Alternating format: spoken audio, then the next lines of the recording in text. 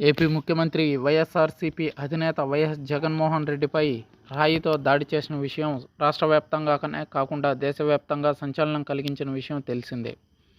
అయితే సీఎం జగన్పై విజయవాడ సింగ్నగర్లో రాయితో దాడి చేసిన విషయం, ఈ ఘటనకు సంబంధించి పోలీసులు సుమోటోగా కేసు నమోదు చేసుకుని నిందితులను గుర్తించారు. కీలక నిందితుడు సతీష్ను కోర్టులో ప్రవేశపెట్టారు. నిందితుడు సతీష్ కుమార్ రిమాండ్పై ఇప్పటికే వాదనలు ముగిశాయి.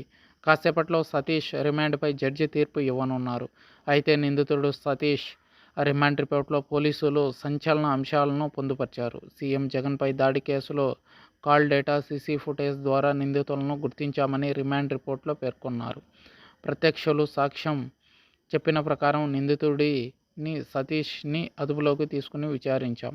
ఈ నెల 17న విజయవాడ రాజరాజేశ్వరిపేటలో నిందితుడిని అరెస్ట్ చేశాం. వెంటనే సతీష్ ఫోన్ను సీజ్ చేశాం. A2 ప్రోద్బలంతో నిందితుడు దాడి చేసినట్లు గుర్తించాం. సీఎం జగన్ను చంపేందుకు పదునైన రాయి విసిరారు. దాడి ఘటన వెనుక హత్య చేయాలనే ఉద్దేశం ఉంది. కరెంట్ లేని సమయం చూసి జగన్ తలపై కాంక్రీట్ రాయితో దాడి చేశారు అని పోలీసులు నిందితుడు సతీష్ రిమాండ్ రిపోర్టులో తెలిపారు.